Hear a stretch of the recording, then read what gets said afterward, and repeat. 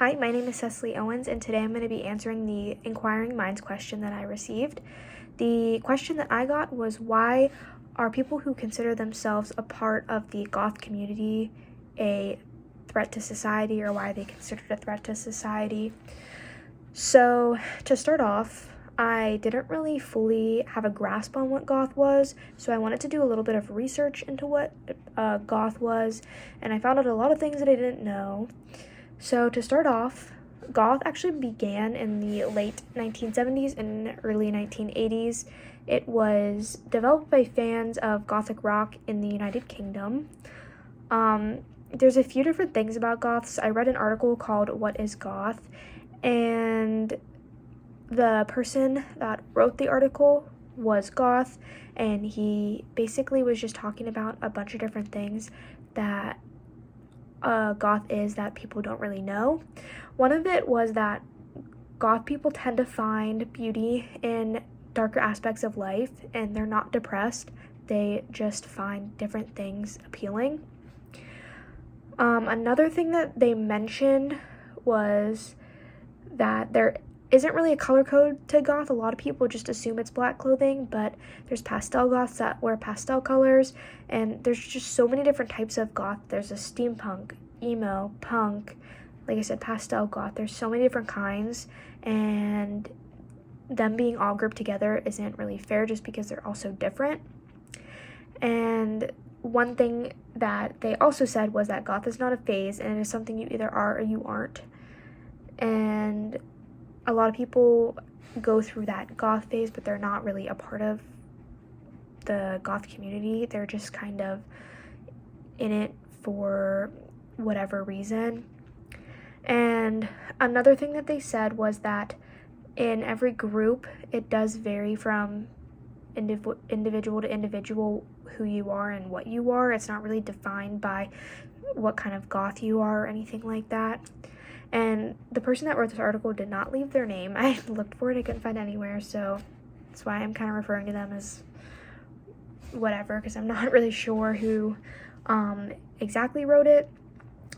But after going over that information, I kind of did a little bit more research on what about the goth community was so threatening to society. And in an article that I found that was written in 2006, so it's a little bit older, it's 15 plus years old, there was a study done that showed that the suicide and self-harm attempts in the goth community and people that identified as goth, especially younger teens, was higher than people that didn't identify in that community, which could be considered a threat. People that are unpredictable, people we don't really know what's going to happen next. It's scary when we can't predict things, but at the end of the day, that's life. And then one of the main reasons that I found that they could be considered a threat to society is because of the stereotypes of darker clothing and just people that are dark. In society, I found that people that dress in darker clothing are typically considered a threat. So, for example, people that rob a bank wear darker clothing. People that are robbing a house in the middle of the night, they do it in the dark. They wear dark clothing. Just things like that we typically find unsettling and wrong.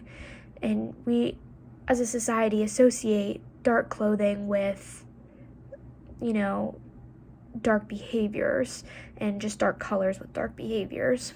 So I think when people think of goth, when they don't really know what it is, they can find it as like this dark thing. But then when you actually look at what goth truly is, you can see that it's not all one thing. It's not all defined by black clothes and eyeliner. It is such a unique community, and not a lot of people understand that and realize that. So I definitely think that moving forward, we have to understand that everybody's an individual. Yes, there's people that can cause harm in that community, but not everybody in that community would ever cause harm.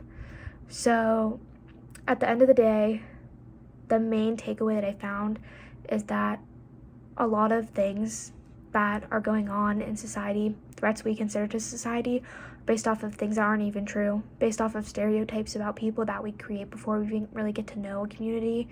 I didn't really know anything about the goth community before I started looking at research for this question, and I think that's a huge, important thing that we need to focus on. I got my main answer to this question from BMT. It was an online article I found. So yeah, that is the main takeaway, and that is my answer to my question: why are people who consider themselves members of the Gothic culture considered such a threat to society? Thank you.